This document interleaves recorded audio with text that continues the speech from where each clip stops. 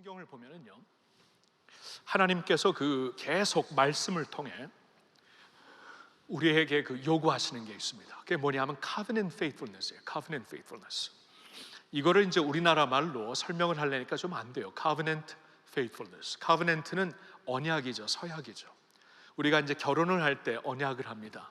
이 covenant가 얼마나 중요한 거냐면은 이제 언젠가 저 친구 목사님이 이제 그런 부부를 카운슬링 하는데 그런 말을 하더라고요. 우리가 결혼은 처음에 결혼했을 때는 사랑으로 결혼을 하겠지만 꾸준히 나중에 그 결혼 생활을, 부부 생활을 유지하는 것은 카버넨트로 하는 것이다. 카버넨트라는 것이다. 그러니까 사랑이 많은 경우에 우리는 필링으로 생각을 하죠. 필링은 있을 수도 있고 없을 수도 있고 막 친해졌다가 뜨거워졌다가 식을 수도 있는 것입니다. 근데 그것은 필링이지 카버넨트는 아니에요. 카버넨트는 변하지 않는 약속입니다. 하나님이 우리와 언약을 맺었을 때 covenant faithfulness로 언약을 맺으십니다. 그러니까 언약의 충실함, covenant faithfulness, 이게 굉장히 성경에서 되풀이되는 그 개념인데요, 우리와 너무나 신실한 변함없는 covenant로 맺어진 관계이기 때문에 우리를 아내라고, 하나님이 신랑이고 우리를 신부라고 부르시는 것이고, 우리가 호세아서를 통해서 보았지만 내가 어찌 너를 버릴 수 있느냐, 절대로 버리지 못하는 사랑으로 끝까지 우리를 추격하시고 사랑하시는 하나님이 되십니다. 그 covenant faithfulness, 하나님께서 그 covenant에, 그 언약에 얼마나 충실하시는지 그 covenant를 나중에 자신의 독생자의 피로 그 covenant를 완성시키시죠. 그렇죠? 그래서 이 covenant, 언약, 구약과 신약도 구언약, 신언약, Old Testament, Old Covenant, New Covenant라는 말이 있는데, 하나님께서 이 구약 시대에도 피로, 그러니까 동물의 피로서, 제사 제물로서 당신의 언약을 우리와 만들어 주시고, 그리고 신약에 와서는 당신의 독생자의 피로서 우리와 언약을 맺으시는 하나님이시기 때문에 이게 얼마나 충실하고 신실하신 언약입니까? 자신의 아들을 희생할지라도 그 언약의 끝까지 신실하심을 지키시는 하나님이 되신다는 거예요. 자, 그런데 언약, covenant라는 것은 항상 two-way입니다. two-way. 우리가 언약을 혼자 할 수는 없는 것이죠. 누구와 같이 맺는 것인데, 결혼을 할 때 covenant도 신랑과 신부가 서로에게 약속을 하면서, 언약을 하면서 covenant를 맺는 게 아닙니까? 그래서인지 우리에게 계속해서 covenant faithfulness를 요구하십니다. 그러니까 우리가 이제 하나님을 저버릴 때에 부르시면서 그 언약의 충실함을 우리에게 구하십니다. 하나님이 내가 이렇게 너희에게 충실한다, 너희도 충실하여라. 이 언약에 충실하여라 하면서 우리를 계속 부르시고 있어요. 여러분, 우리가 하나님을 믿는다는 것, 예수를 믿어서 하나님의 자녀가 되었다는 것은 그 covenant 안으로 들어갔다는 것입니다. 하나님의 언약 안으로 들어갔다는 것이에요. 예수를 믿는 사람들 다 세례를 받죠. 그 세례의 의미가 그 covenant 안으로 들어간다, 그 말씀이에요. 그래서 사람들 앞에서, 그러니까 우리가 언약을 할 때 사람들 앞에서 하잖아요. 숨어가지고 부끄럽게 하는 게 아니라 자랑스럽게, 그리고 사람들에게 서로 이제 accountable 하기 위해, 사람들에게 서로 같이 약속을 하기 위해 내가 이 맺은 언약 끝까지 지키겠습니다라는 것을 증명하기 위해 사람들 앞에서 하는 것이죠. 마찬가지로 우리도 세례를 받을 때 사람들 앞에서 떳떳하게, 부끄러움 없이, 그리고 이 약속은 끝까지 내가 지킬 약속이라고 선언을 하면서 받는 것이 하나님과 맺는 언약 세례식입니다. 자, 그럼 세례를 받은 사람들로서 하나님이 우리에게 요구하시는 것이 그 covenant faithfulness예요. 그 언약에 충실한 삶을 살아라. 처음에 예수를 믿는 것은 막 감격스럽고 감동이 되고 하나님의 사랑이 너무나 놀라워서 막 뜨거워진 마음으로 하나님을 섬기며 따를 수 있지만, 시간이 지나면서 그 필링은 식을 수가 있습니다. 어쩔 때 그 필링은 전혀 안 돌아올 때도 있습니다. 오랫동안. 그럴 때 중요한 것은 필링으로 하나님을 사랑하는 게 아니라 covenant로, 하나님과 맺은 언약을 기억하면서, 언약을 붙잡으면서 하나님 앞에 충실과 사랑을 보이는 것, 이게 굉장히 중요한 것이죠. 구약의 마지막 책인 말라기서에서 하나님은 covenant faithfulness를 당신의 백성들에게 요구를 하십니다. 자, 이게 참 중요한 게 있는데요, 하나님께서 구약의 말씀을 말라기서로서 끝마치십니다. 계시를 끝마치시고 400년 동안 아무런 선지자를 안 보내세요. 왜냐하면 말라기서를 통해 하나님께서 약속을 하십니다. 반드시 말라기 그 마지막 부분에 엘리야와 같은 사람을 보낼 것이다. 엘리야와 같은 선지자를 보낼 터인데 그가 오면은 주님의 길을 예비할 것이다. 하나님의 궁극적인 약속을 갖고 오실 그분의 길을 준비할 것이다. 그러니까 엘리야와 같은 선지자를 기다리라 하면서 400년을 기다리게 하십니다. 400년을 기다린다는 것, 400년 동안 침묵하셨다는 것이거든요. 아무리 힘들어도 하나님이 말씀하시면, 아무리 그들이 다른 나라로, 이방 나라로 추방, 포로로 잡혀갔을지라도 하나님이 말씀을 계속 주셨잖아요. 다니엘을 통해, 예레미야를 통해, 에스겔을 통해 계속 말씀을 주시니까 아무리 포로 생활을 할지라도 하나님의 말씀이 있는 한, 하나님의 약속이 있는 한 우리는 지킬 것이다, 우리는 소망을 잃지 않을 것이다 하면서 그들이 버틸 수가 있었거든요. 소슬에도 버텼어요. 그루터기처럼 버텼어요. 그러나 말라기서 후에는 400년 동안 하나님이 침묵하십니다. 침묵의 시대예요.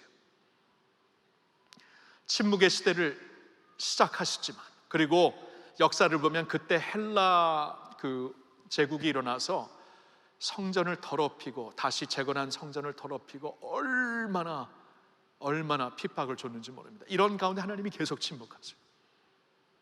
그 침묵 피리어드에 400년을 이제 기다려서 엘리야와 같은 선지자 세례 요한이 오게 되고, 그 다음에 그로 말미암아 준비된 주의 길을 준비하여서 예수 그리스도가 오시게 되는데, 400년 동안은 그러면 그들이 covenant faithfulness로 사는 것이에요. covenant faithful, 하나님과 언약을 맺은 백성, 하나님과 결혼한, 주님과 결혼한 신부로서 그가 침묵하실지라도, 그가 아무 말씀 안 해 하실지라도, 내 눈에 아무 증거 안 보일지라도 covenant faithfulness, 이 언약에 충실한 삶을 지키면서 살리라, 이 메시지를 던지시면서 말라기를 딱 마치시고 구약시대를 마치십니다. 그리고 나머지 400년 동안에는 이제 우리의 충실로, 언약의 충실로 살아야 되는 그때를 하나님께서 열어가시는 겁니다. 그래서 말라기서를 보면은 하나님께서 강조하시는 말씀이 covenant faithfulness예요. 근데 그때는 믿음 생활하기가 참 힘든 때였습니다. 참 회의가 많이 생기고 질문이 많이 생기는 때였습니다. 이때는 언제였냐 하면은 기원전 5세기 중반, 그러니까 BC 한 450년 중반쯤 되는 때였습니다.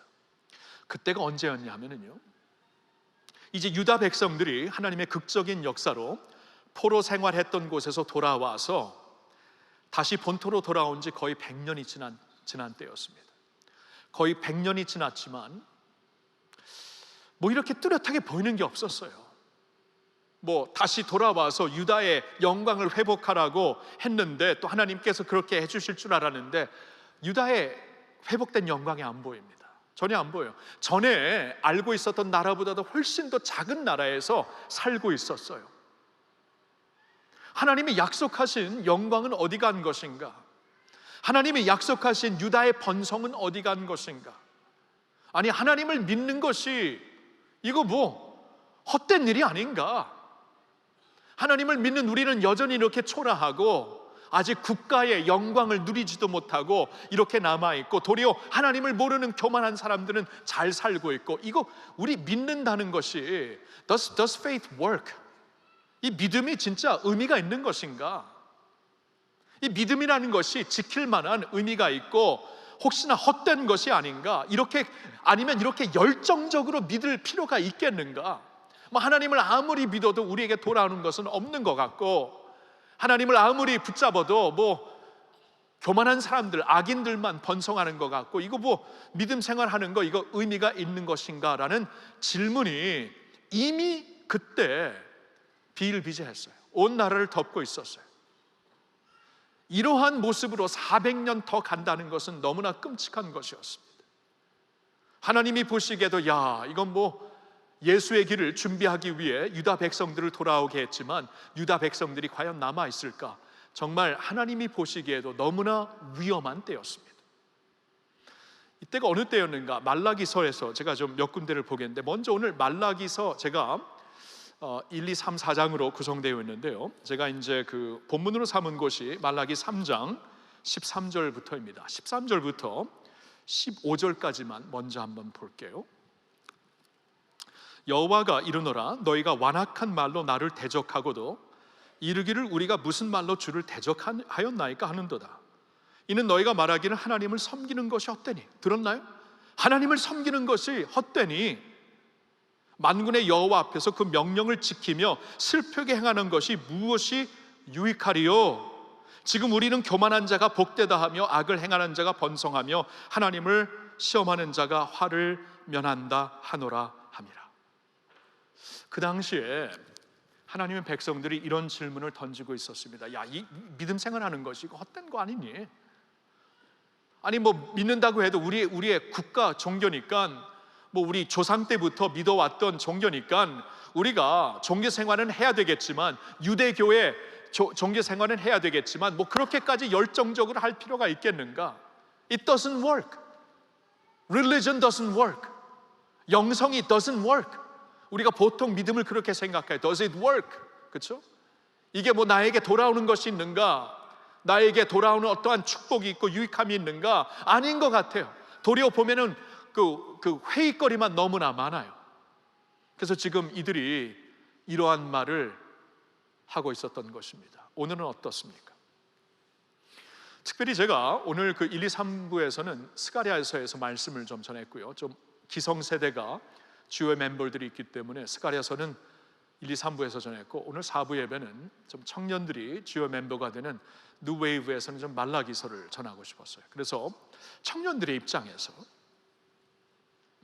예수를 믿는다고 뭐 특별히 나에게 돌아오는 게 뭐가 있는가? 우리가 그렇게 생각할 수 있죠. 뭐 그렇게 열정적으로 주님을 섬기고 따른다고 내게 유익한 것이 뭐가 있는 것인가?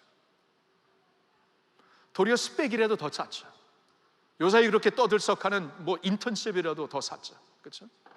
뭐 이런 식으로 도리어 이렇게 사는 것이 더 유익한 삶이 아닌가? 더 이렇게 make sense가 되는 실제적인 삶이 아닌가? 충분히 우리가 이렇게 생각할 수 있습니다. 그리고 주위를 돌아봐도 뭐 정직하지 살지 않고 교만하게 살며 하나님을 인정하지도 않는 사람들은 잘 성공하는 것 같아요. 그래도 우리의 경우에는 어려운 나날들이 계속 있을 수 있습니다. 다 그렇지는 않겠죠. 그렇죠? 그러면서 이 믿음 생활 뭐 이게 헛된 것이 아닌가? 이게 정말 의미가 있는 것인가? 내가 열정적으로 주님을 믿고 섬긴다고 뭐 돌아오는 것이 무엇이 있는가? 이것을 우리가 충분히 생각할 수 있어요. 모든 것을 실제적으로 생각하는 오늘날 사회에서 특별히 젊은이들에게는 이러한 질문을 던지면서 우리가 충분히 하나님 앞에 나올 수가 있는 것입니다. 자, 이런 세대를 향해 하나님께서 말라기 선지자를 통해 주시는 말씀이 이럴 때 covenant faithfulness로 사는 것이다. 여러분 그렇지 않아요? 우리가 이제 covenant가 이제 결혼 서약할 때 사용하는 단어라고 말했으니까 결혼으로 돌아갑시다. 여러분 결혼을 했을 때 우리가 서약을 하죠. 슬플 때나 기쁠 때나, 부할 때나 궁핍할 때나, 건강할 때나 병들었을 때에도 당신만을 사랑하고 당신에게 충성할 것을 약속합니다. 이게 이제 결혼 서약이죠. covenant making이죠. 그러니까 이 covenant라는 것은 기쁠 때나 슬플 때나, 부할 때나 궁핍할 때나, 건강할 때나 연약할 때에 보여야 되는 충실이에요. 하나님은 말라기 선지자를 통해 이렇게 막 질문을 던지고 회의를 던지는 사람들을 이렇게 아이고 안 됐다 미안하다 그런 식으로 위로하지 않습니다. 도리어 도전적인 말씀을 던지십니다. 지금 covenant faithfulness를 보여라. 지금 충실된 너의 모습을 보여라. 지금 보이는 것이 진짜 믿음이다. 잘 풀릴 때, 잘 될 때, 성공할 때, 내가 복받을 때, 그때 뭐 하나님 앞에서 기뻐. 그건 세상 종교도 다 한다. 미신 종교도 다 하는 것이다. 세상과 다른 살아계신 하나님과의 언약을 증명해 주기 위해서는 지금 보여야 된다. 지금 faithfulness를 보여야 된다. 이게 말라기서의 중요한 말씀입니다. 제가 3장 15절까지 읽었는데 16절부터 18절도 읽을게요.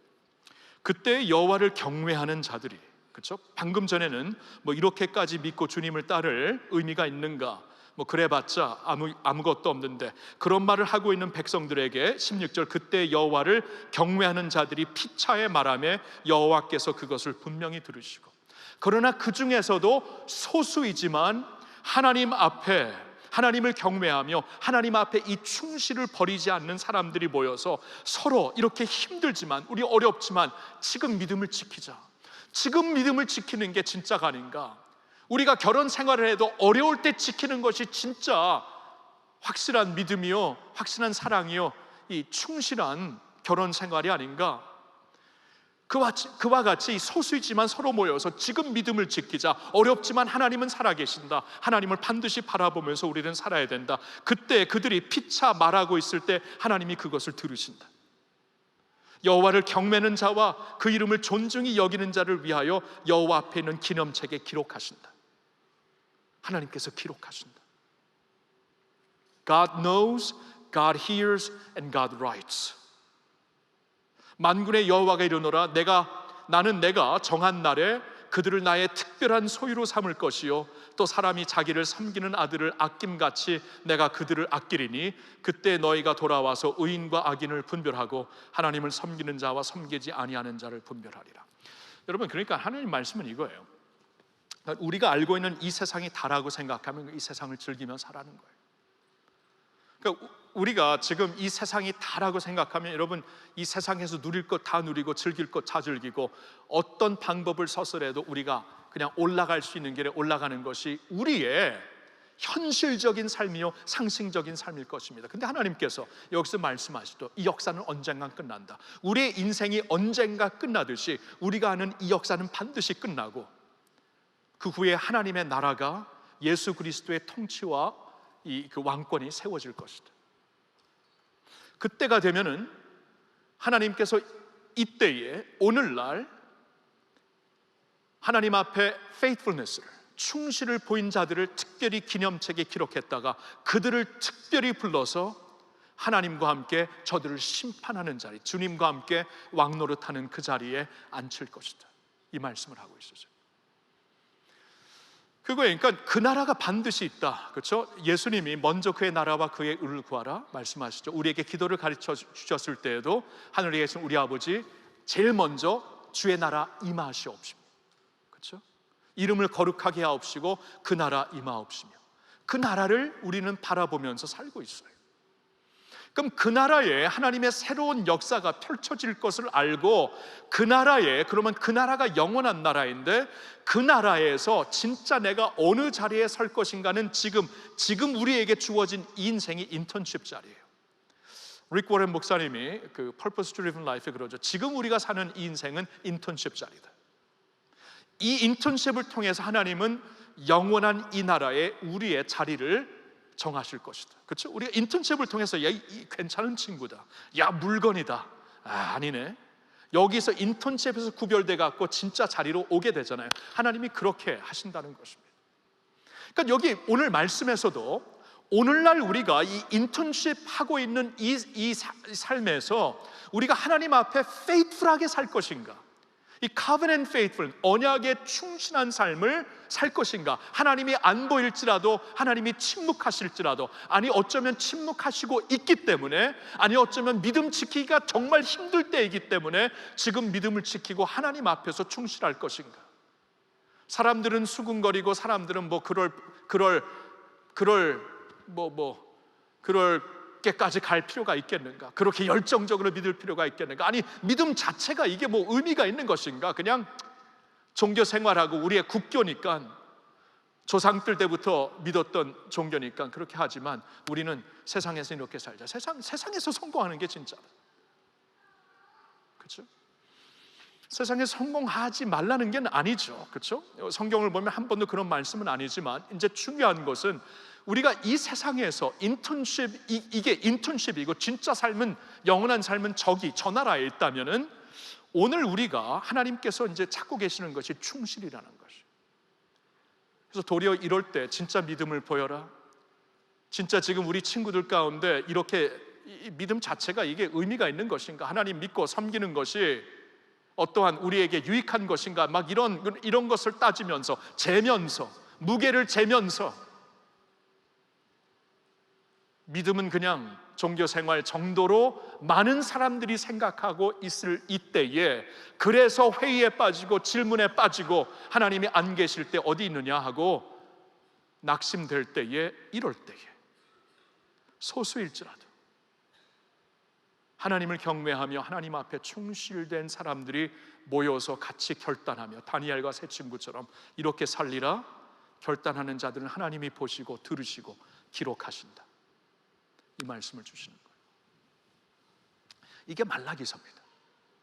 그러면서 이 말라기서를 통해 하나님이 이제 어떻게 하면은 하나님이 보실 때 하나님의 입장에서 하나님과의 언약에 충실한 사람들의 모습이 어떠한 모습인가를 구체적으로 말씀해 주시는데, 말라기서에서 가장 강조가 되고 있는 두 가지만, 오늘 제가 이제 4부 예배 때 이것을 과연 청년들에게 전하는 게 좋을 것인가 아니면 기성세대에게 전하는 게 좋을 것인가 이제 좀 이렇게 고민을 하다가 청년들이라고 마음에 하나님께서 확신을 주시는데, 믿음을 지키기가 어려울 때에, 회의가 막 생기고 질문이 생길 때에, 이럴 때 진짜 믿음으로 하나님 앞에 헌신된 모습, 변함없는 모습, 충성된 모습을 보여야 되는 이때에 이러한 모습으로 너희의 충실을 보여라 하고 하나님께서 주시는 말씀이 말라기서에 있는데요, 거기서 두 가지,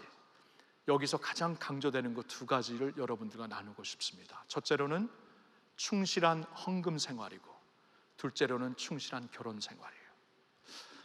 솔직히 우리가 이제 쭉 말씀을 보다가 하나님께서 여기 마지막에 우리에게 충실을 구하시면서 무슨 말씀을 주실까 하고 기대할 때 헌금 생활에 대해, 결혼 생활에 대해 말씀하실 것은 사실 우리가 예상했던 것은 아닙니다.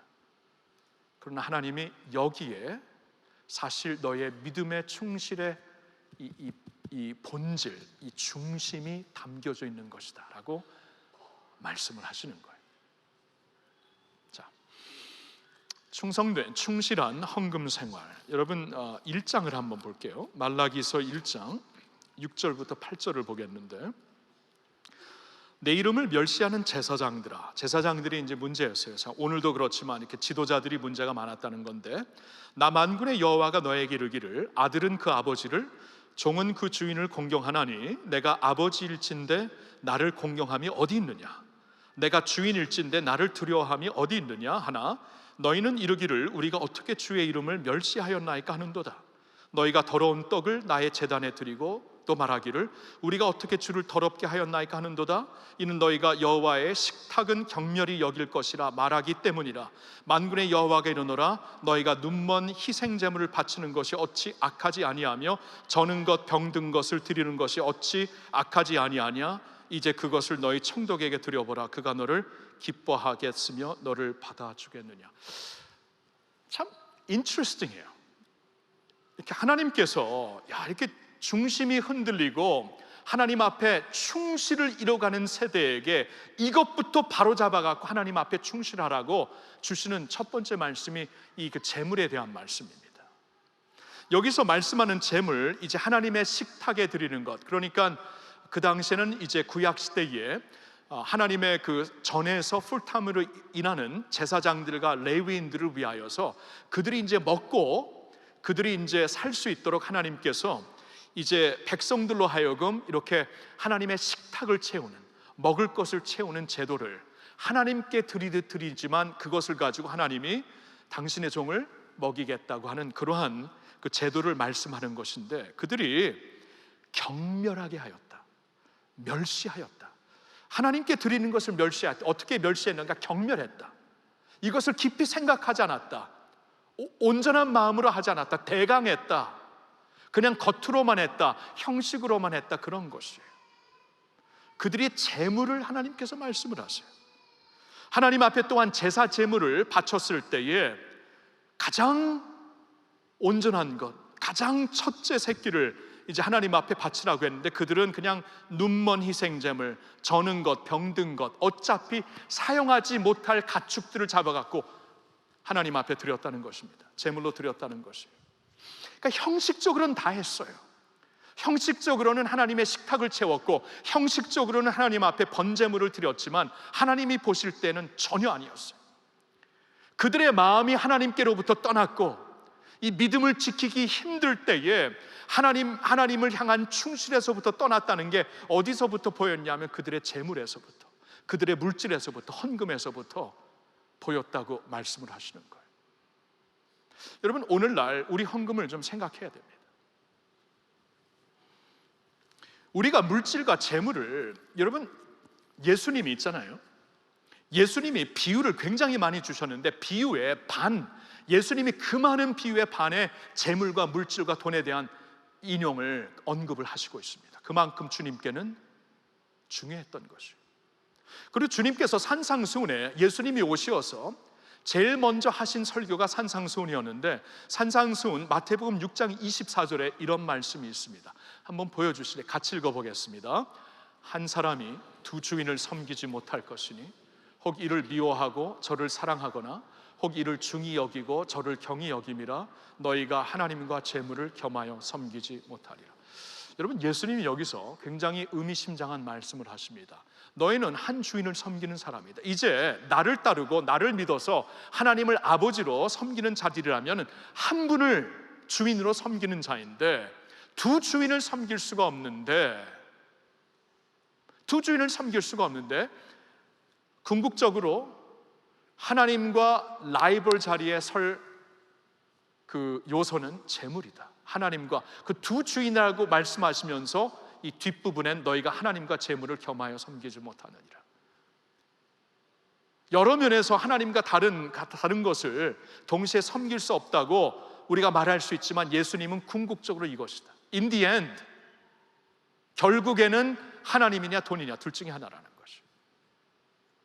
그러니까 저와 여러분들이 돈의 파워를 다 알죠. 우리가 어느 정도 다 압니다. 주님의 이 말씀이 없어도 어느 정도 아는데, 근데 저 정도로 하나님 앞에 이게 중요한 이슈인가는 우리가 좀 새삼 느껴야 돼요. 예수님이 보실 때 하나님과 라이벌이 되는 것은 결국에는 돈입니다.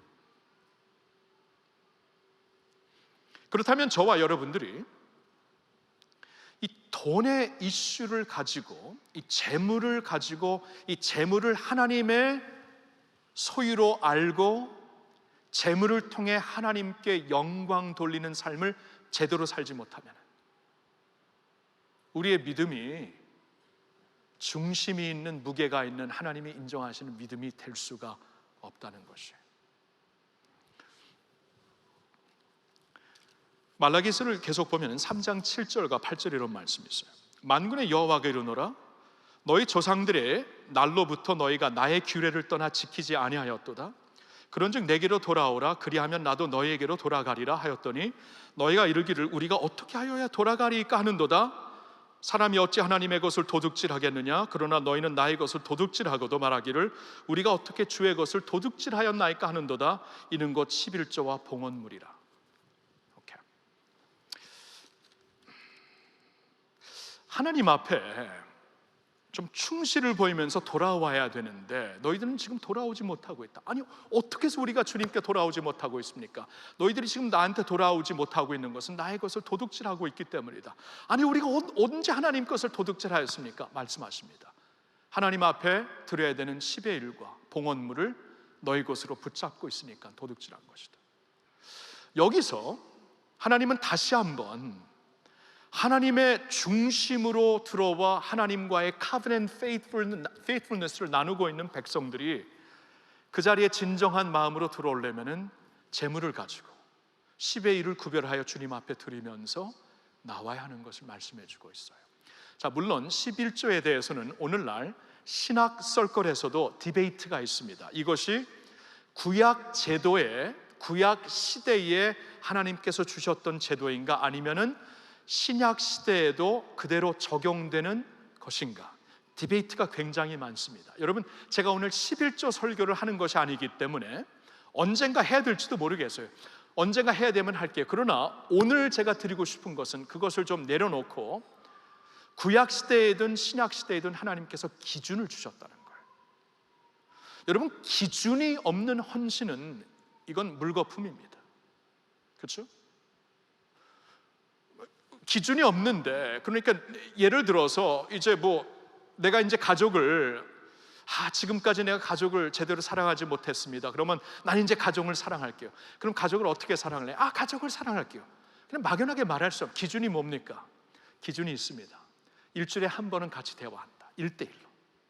기준이 또 있죠. 일주일에 한 번은 우리가 같이 식사를 한다. 적어도 한 번 이상이면 더 좋겠지만, 여러분, 기준이 없이 그냥 말만 하는 것은 그건 의미가 없어요.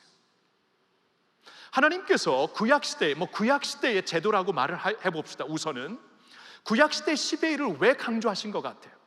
여러분, 하나님께서 율법을 주셨을 때 율법을 외적으로 지키는 것보다 진짜 중요한 것은 마음으로 지키는 것이었습니다. 마음이었어요. 그래서 구약 성경을 보면은 이 신명기 5장에 내 마음을 할례하라 그럽니다. 이 할례라는 것은 이스라엘 백성들, 아브라함의 자손들이라면 하나님과 언약을 상징하는 몸의 상징이었어요. 그래서 남자들이 할례를 하면서 이것은 하나님과의 언약을 상징하는 것으로 알고 있었는데, 하나님은 그 할례 제도를 주신 이유는 마음을 할례하라고, 마음을 찢으라고, 마음에 피를 흘리고 마음을 찢으라고.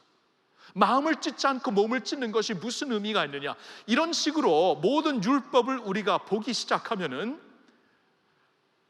하나님의 모든 제도 안에 진짜 중요한 것은 마음이구나, 이것을 금방 알 수가 있어요. 구약시대에 하나님께서 10의 1 제도를 말씀하신 것은 우리의 마음을 하나님께 드리라는 것이에요. 근데 그 마음을 그 기준으로 드리라는 거예요. 이 10의 1이 쉽습니까? 어렵지만 그 어려움을 감수하면서, 어려움을 헌신, 희생하면서, 희생이 따르는 것이 사랑이기 때문에, 헌신이 따르는 것이 진짜 믿음이기 때문에 이 기준을 갖고 그렇게 해봐라. 그리고 이러한 삶을 살면서 또 하나님이 어떻게 도와주시는가 한번 보아라. 그러니까 나의 모든 소유물이 하나님께로부터 오신 거잖아요. 그렇죠? 하나님께서 거둬가시면 거둬가는 겁니다. 어제 링링 태풍이 그냥 지나가서 천만다행이었지, 링링 태풍이 우리 한반도를 직접 쳤으면은, 여러분, 우리가 갖고 있는 모든 AI, 우리가 갖고 있는 모든 기술 다 동원하여도 막지 못합니다. 여러분, 인간이 그렇게 결국에는 그렇게 연약한 존재들이에요. 정말 하나님 앞에 우리는 연약한 존재입니다. 그런데 우리에게 하나님께서 주신 것이 있어요. 재물을 비롯한 모든 것이 주셨는데 이게 다 하나님께로부터 받은 것이다. 그러면 하나님께로 받은 것이라면 하나님께 감사를, 받은 것은 하나님께 감사드리고, 그렇죠? 그리고 필요한 것은 하나님을 신뢰하며 살아라. 이게 10의 1의 하나님의 가르침입니다. 다 하나님의 것인데 10의 1 기준을 통해서 이것이 하나님의 것임을 증명하고, 모자르면은, 여러분, 우리가 100% 살든 90%를 살든 50%를 갖고 살든 모자른 건 똑같아요. 부족한 건 항상 있어요. 그러나 그 부족한 것을 채우실 분은 하나님이기 때문에 하나님을 의지하면서 살아봐라. 이것이 하나님께서 주신 그 기준의 의미였습니다. 저는 개인적으로 이 기준이 신약 성경에도 적용이 된다고 봐요.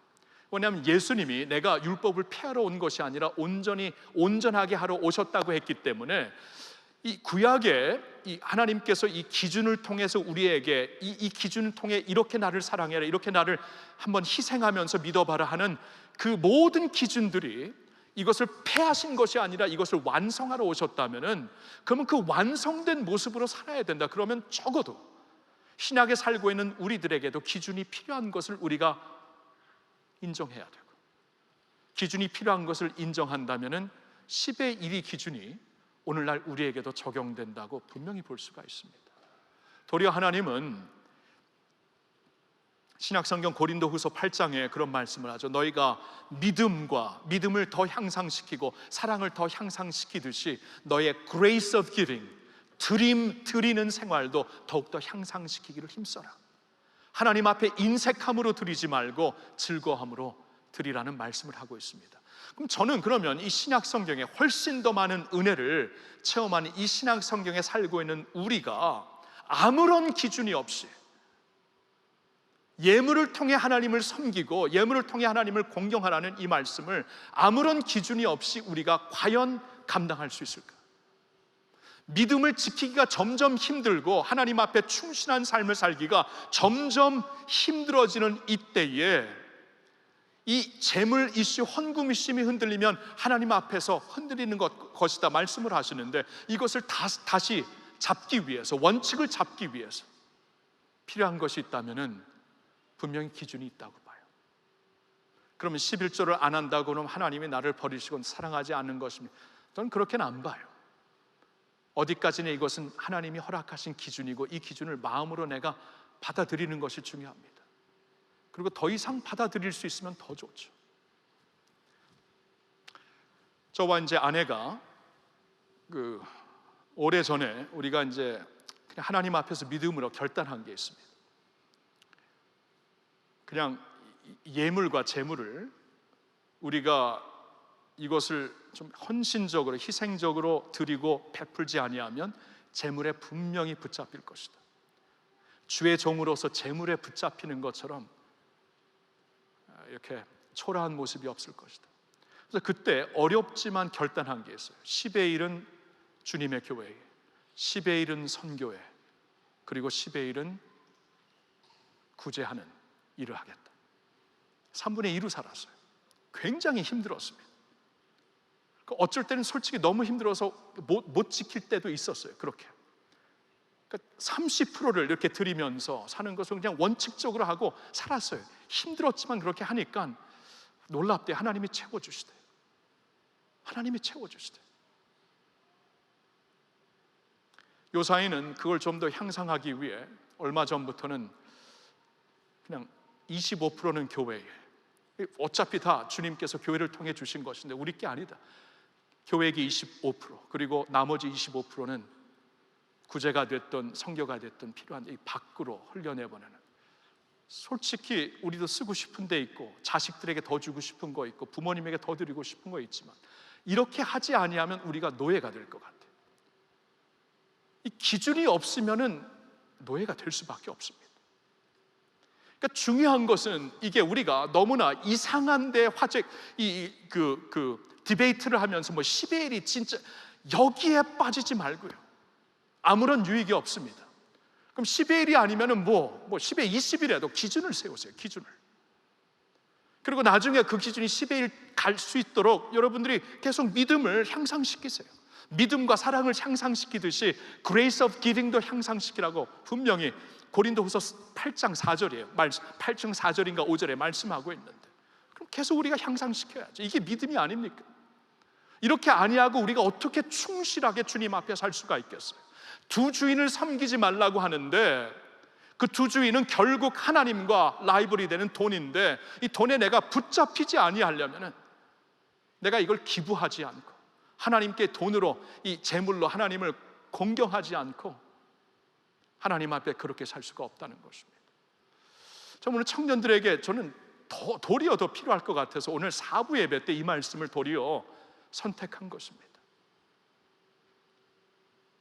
여러분, 물질로 하나님을 공경하고 있나요? 저도 지금 살기 버겁습니다. 힘듭니다. 알아요. 근데 구별하여 드리면은 나머지 맞춰서 살게 되더라고요. 그리고 나머지 맞춰서 남은 것으로 살게 되면 하나님께서 채워주시더라고요. 굶주리지 않게 하시더라고요.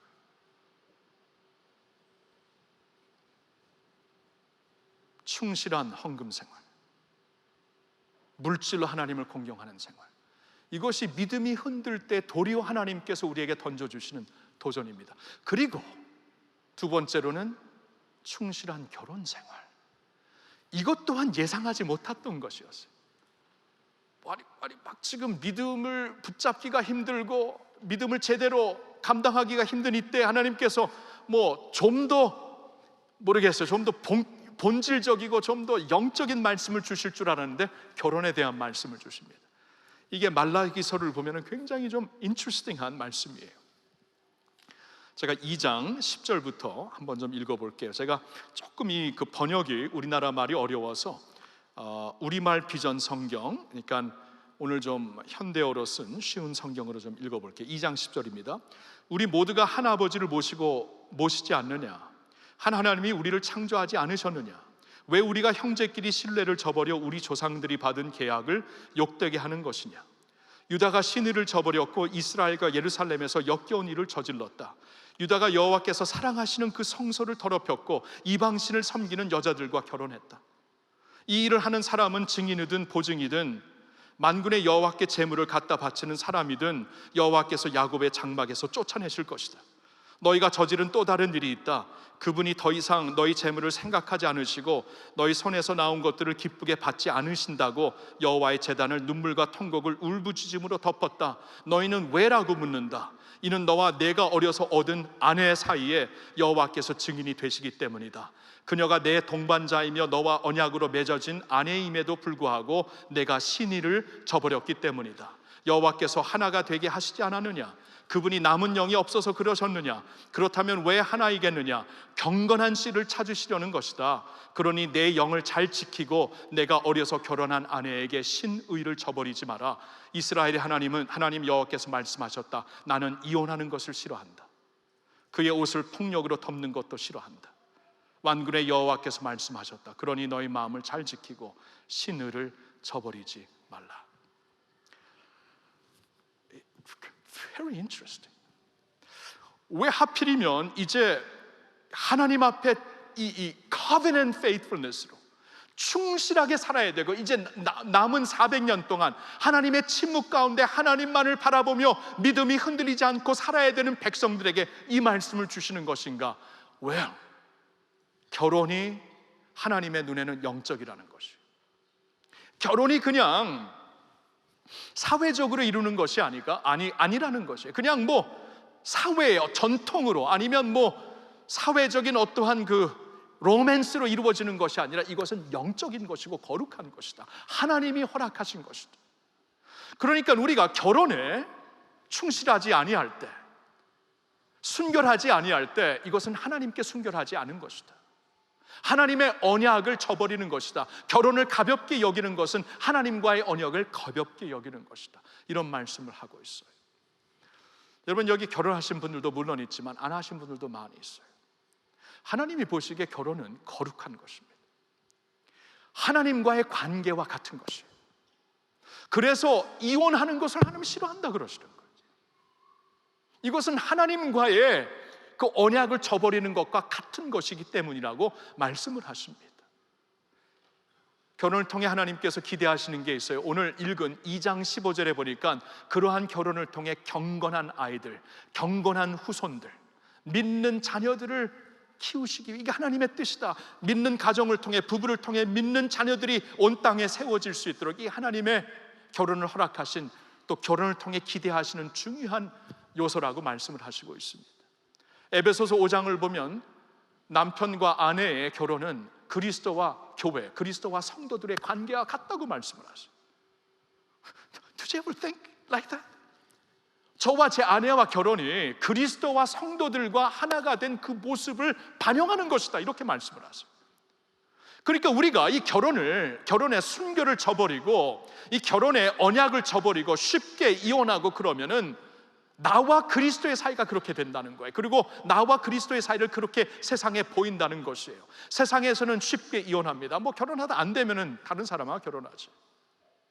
세상은 그렇게 살아요. 그래서 어쩌면은 우리 믿는 자들에게 어떻게 그렇게 옛날식으로 사냐, 종교가 좀 현실적이어야지, 이렇게 우리를 나무랄 수도 있습니다. 우리를 비판할 수도 있습니다. 그러나 세상은 그렇게 살고 있지만 세상과 다른 무엇이 있어야지요. 세상과 다른 무엇을 통해 저건 다르네, 저게 뭔가, 이게 바로 그리스도가 우리를 사랑하는 모습이다. 그리스도를 나타내기 위해서, 세상에게 신앙이 무엇인가를 가르쳐 주기 위해서 결혼을 허락하셨다는 거예요.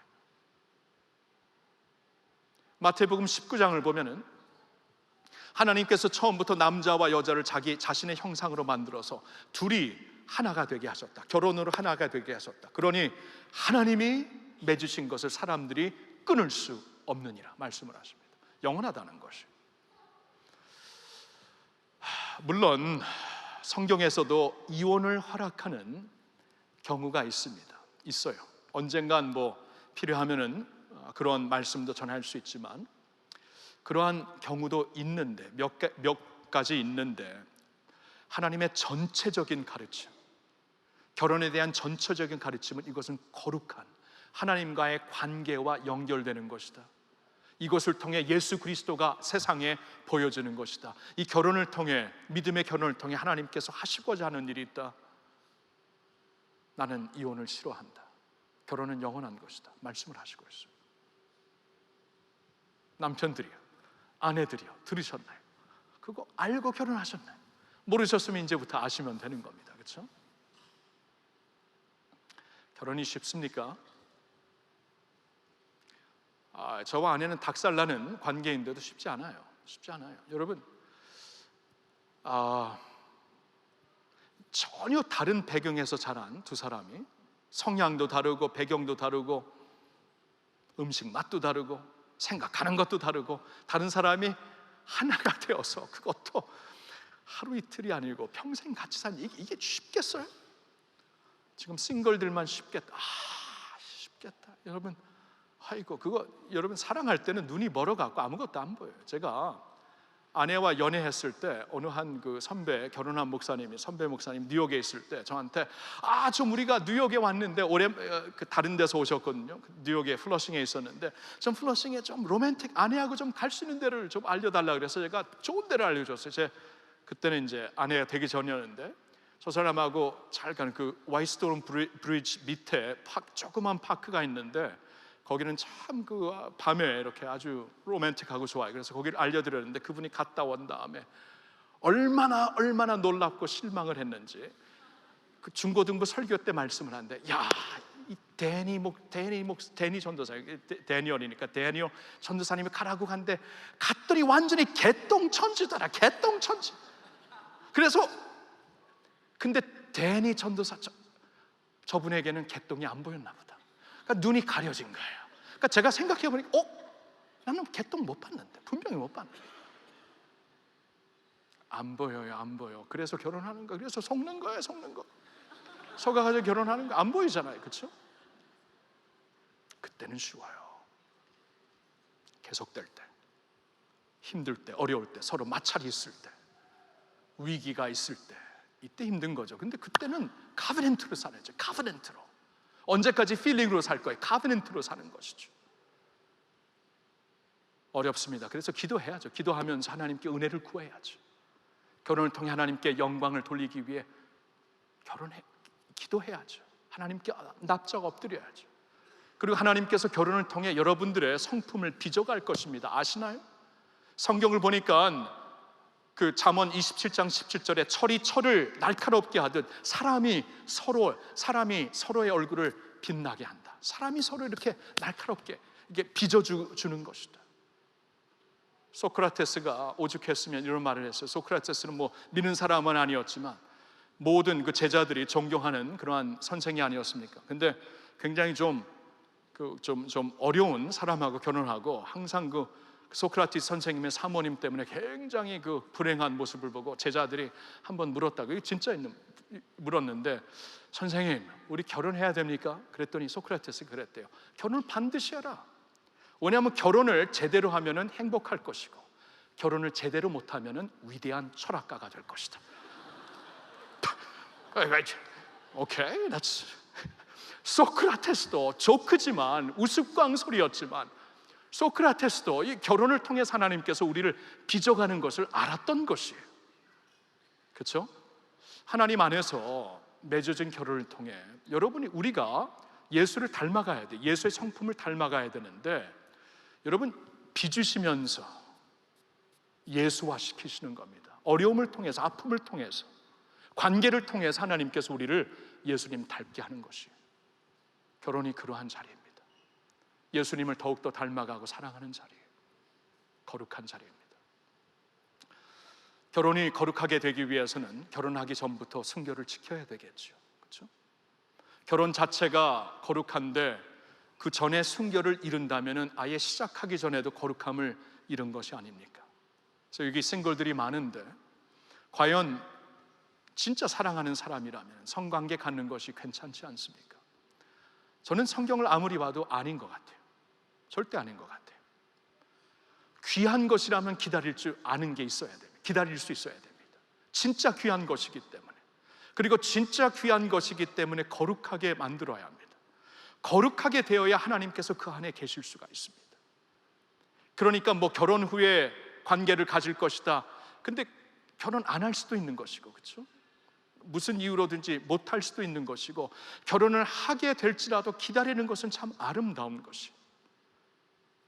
주님 하나님도 말씀을 통해 메시아를 말씀하시고 기다리게 하시잖아요. 기다림을 통해 영성을 가꾸시고 기다리는 시간에 주시니까 은혜가 더 있잖아요. 예수님이 천국에 올라가시면서도 제자들에게 아버지께서 약속하신 성령을 기다리라고 하잖아요. 기다리는 것이 중요한 것이에요.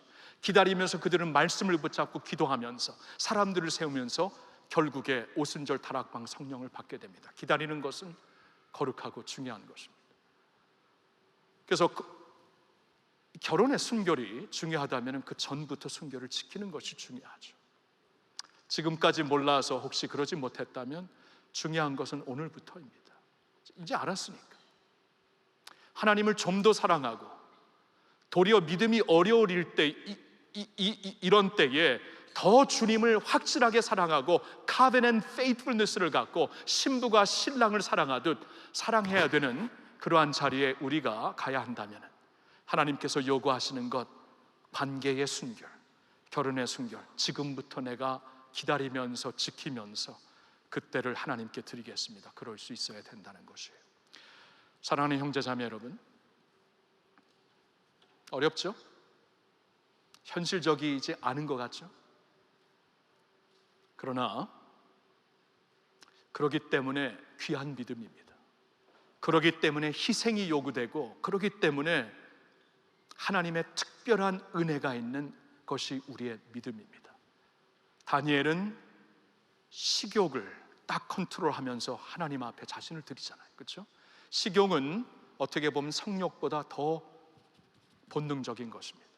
식욕을 컨트롤하면서 내가 이것을 컨트롤하지 않고 하나님 앞에 코스트가 없이 대가가 없이 믿음 생활을 제대로 하는 것, 나는 그것은 아니라고 본다. 우리 부모 세대가 그래서 타락했다면 지금부터 나부터라도 좀 더 코스트리한 페이트를 가지고 대가를 치르는 믿음을 가지고 주님 앞에 나온다 하면서 그는 굉장히 어려운 대가, 식욕을 컨트롤하잖아요. 그렇죠? 힘들어요. 힘들지만 하나님 앞에 기도합시다. 그리고 그럴 만한 대가가 있으신 분이에요. 그럴 만한 충분한 대가가 있는 주님이시니까 주님께서 오늘날 우리에게 찾고 계시는 이 covenant faithfulness, 우리의 충실한 삶, 우리의 순결한 삶으로 하나님 앞에 꼭 드릴 수 있기를 예수님의 이름으로 축원합니다. 예수님의 이름으로 부탁합니다. 자, 기도합시다.